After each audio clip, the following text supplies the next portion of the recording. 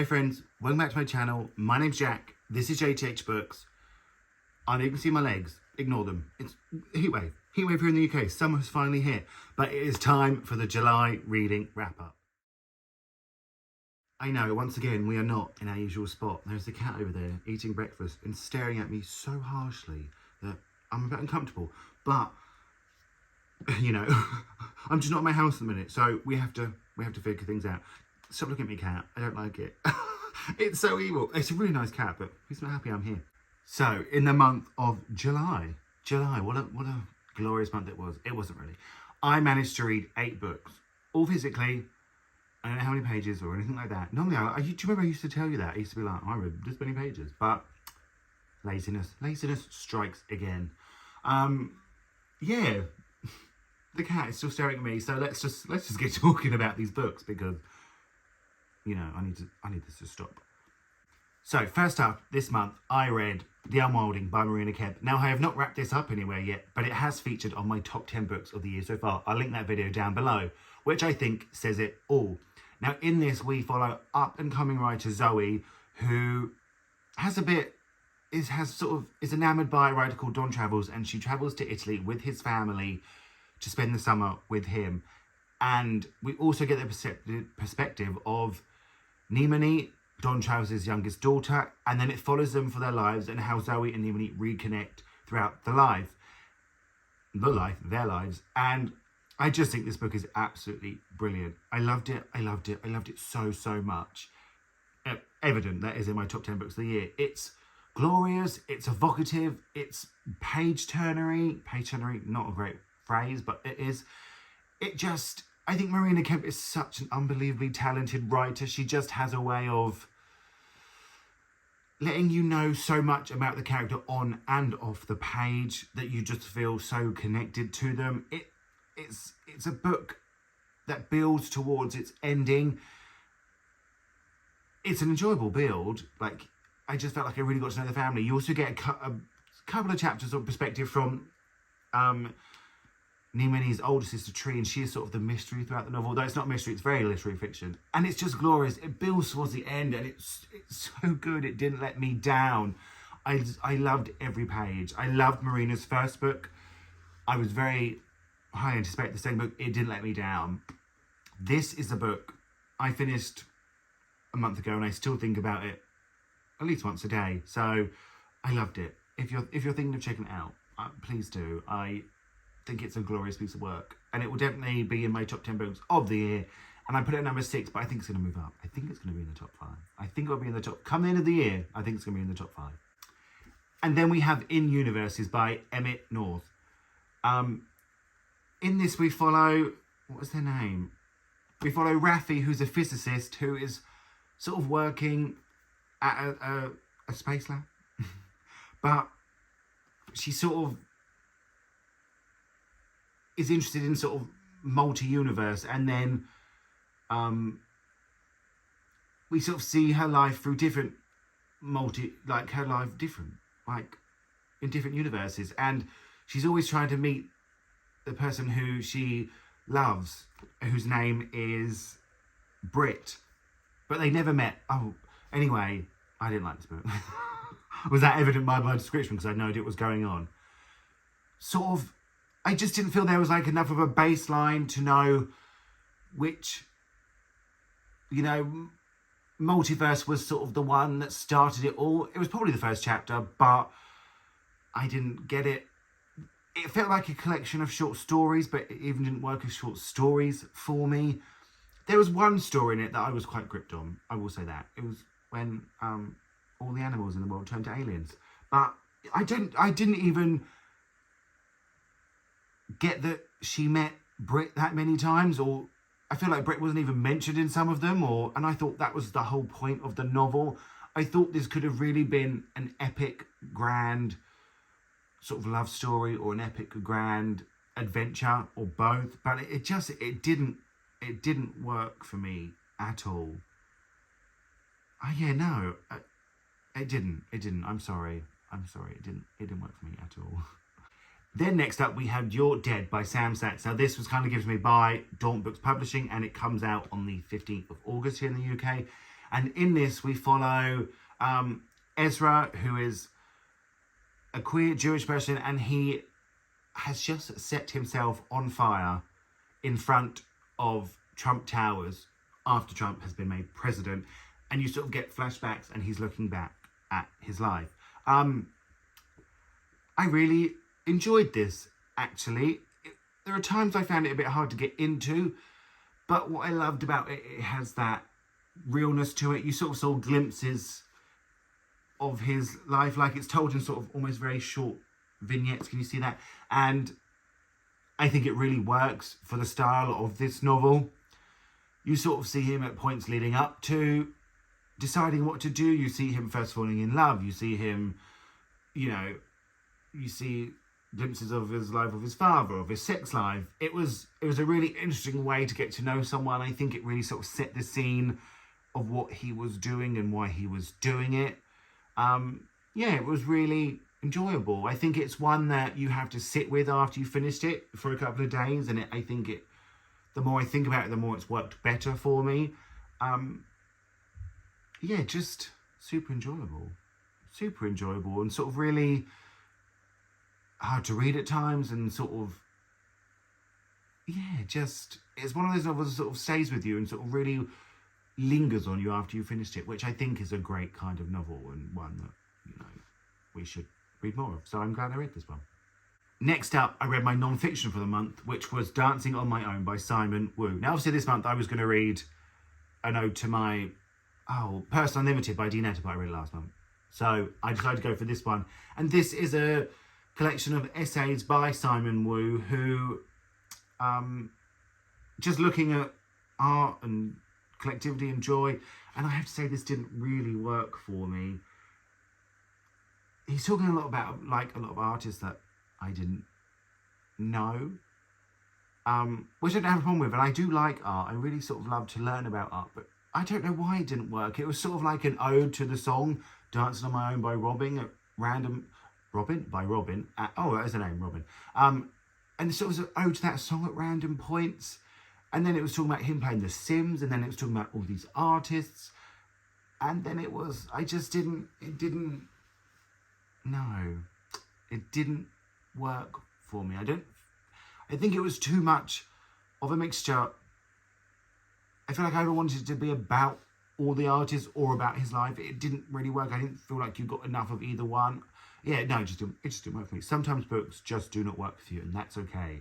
I'm not saying it's a bad book. It just didn't work for me. Next up, I read The Secret History by Donna Tartt. Now, there is a whole vlog for this. I will link it down below. And I said, like last time, people don't really watch it. But people sort of have watched this one a bit more. So I'm very grateful for that. Thank you. If you've watched it, let me know. Comment down below. So I won't go into too much detail about this one. This is sort of revered as a modern classic. It has sort of that aura about it, doesn't it, this book? And in this, we follow a group of students at university who are very interested in Greek mythology and Greek classics, and they end up murdering someone. Okay, that's, like I said, it's all in the vlog. I enjoyed it much more than I thought I would. If you really want to see details, please go watch the vlog. Shall I ask again? I think I sort of thought I wouldn't like it, but I did. I think Donna Tartt does a really good job of, like I've said many times, I don't really care about rich people doing bad things, and hello. But she manages to make it interesting. Like, I normally find that very eye-rolling. I didn't roll my eyes once.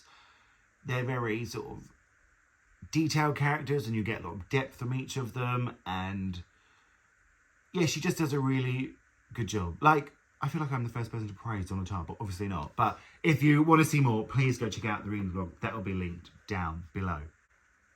Next up, I read Permafrost by Eva Baldassar, translated by Julia Sanchez.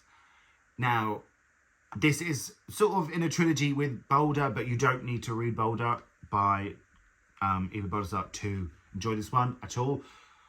I love Boulder. I always think about Boulder all the time, and I didn't put it in my top 10 books of the year I read it, and I should have. I really, really should have. But in this, we follow a woman who is sort of contemplating suicide and has decided to end her life, and she's almost just looking back at pivotal moments of her life before she decides to do it. And it's a very hard read at times. There's Eva Balsar really gets into that mind frame of, you know, what have I got to live for? What's the point? And, you know, I felt that myself. I think it really struck a chord with me. I will say I probably prefer Boulder a bit more, but I still think this is a brilliant, brilliant book. I just love Eva Balsar and Julia Sanchez's writing, and it's translated so brilliantly and it's written so beautifully. It's sort of, it's weird because it's a really sad book, but it's sort of somehow sort of really freeing and really sort of at times funny and lighthearted. But then you just get these moments that absolutely sort of punch you, and you know, you just feel like, oh my god. And I just sort of think Eva Balsar is such a brilliant writer, and I will read whatever she wants. And I think in August in the UK, Mammoth is coming out, which is sort of the third one. So you can bet your bottom dollar I will be reading that. A brilliant book, a really, really brilliant book, this one. And then we have The Foghorn Echoes by Danny Ramadan. Now this won my first line battle. I will link it down below because I like to see what you would have picked for the first line, but you know the winner, so you might not want to watch it. In this we follow Hussam and Wasin, who are young boys in Syria falling in love with each other. And after an unfortunate incident where they get caught and things happen, their lives change, and you follow Hussam as he goes to live in Canada and Wasim as he stays in Syria. And this is unbelievably heartbreaking. It really, really is. I had to have a little sob. I had to have a little weep, friends. I did. But I think it's a sort of a beautiful queer love story that's heartbreaking. But I think where this book really shines is that it highlights sort of an immigrant's journey, an asylum seeker's journey, and how dangerous and how treacherous and how fearful it is and how unwelcoming it can be. I think sort of the main reason this one got to me was because here in the UK we have just had an election. It is, you know, Stop the Boats was a main part. Stop the asylum seekers and immigrants coming in, and it broke my heart in the election. I hate that sort of rhetoric. That's not about me. You know, my sort of philosophy is come in, you know, please, you're welcome. If you're running away from something to find hope and peace and safety, then I think every human deserves that. And I think this book really highlights that. I think if only people that are, you know, sort of being Stop the Boat subjects could read this and read how affecting it is to the person reading it and to the people making the journeys, I think people would have a lot more compassion, a lot more empathy. I think this was a really pivotal book for me to read at this moment, and I really loved it. I really did. And then lastly for the month, on my Instagram, if you want to follow my Instagram, it's linked down below. Please do. Somebody said, have you read this? I think you should. And sometimes people do that and they just catch me at the right moment, and it happened. And it was The Sunbe Trials by Aidan Thomas. Now, in this, we follow Tio, who is a Jade, and he has to compete in the Sunbe Trials. Now, normally, Jades don't compete. It's left to the Golds, who train in this academy to compete, to become the Sunbearer and complete the trials. But Tio gets chosen, and the Sunbearer Trials is to sort of appease the god Soul, so he keeps the obsidians and the monsters away and they can live peacefully. But like I said, Jade don't normally get picked, and Tio has to fight and scramble his way through them. And it was really, really good. It's a YA, but it's really inclusive. Tio is trans, and it has sort of elements of sort of almost found family, and think sort of like the Hunger Games magical, okay? Like Hunger Games sort of mixed with Percy Jackson. This is that. It was really good. It was really gripping. It was really page-turning. I really liked the characters. They're sort of like enemies to lovers, romance. More like rivals to lovers. Let's go rivals. Rivals to lovers, romance. There was a twist in the games that I thought, oh, I didn't really like. But then there was a bigger twist at the end, which I didn't see coming. I loved. There is a second one coming out at some point, and I will be reading it. I really loved it. It was really, really gripping, and God, yeah, I loved it. I just want more. I want more. I want to know what's going to happen. It left it sort of really on a cliffhanger, which I don't like. I don't know when the second one's coming out. Maybe this year, maybe next year, but I'll be first in line to buy it because I need to know what happens.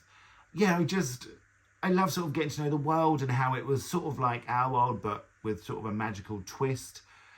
I loved the trials. I thought they were really clever and inventive, and the stakes were really high. The cat's looking at me again. I'm just talking about books. Oh, he's gone. He doesn't care about books. Rude. Good job you do. He doesn't. Yeah, I just thought it was really, really brilliant, and I can't wait for the second one. Do you want to see the cat? Do you want to see, before I wrap this up, do you want to see the cat? Shall I show you the cat? Okay, let me quickly grab the camera. I want to see the cat. Camera, it's just my phone. Dexter. Hello, buddy. Oh, you like that, do you? Little cutie. He's not always a massive fan of mine. Could you tell? He's not always a massive fan. Sometimes he is, sometimes he's not. But he didn't mind that. Okay. Oh, look how comfortable he is. Bye, Dexter. So, there we have it. A mixed bag, really, wasn't it, for the month of July? It was some I really, really loved, and some I didn't really like that much at all. But yeah, it was a funny reading month for me.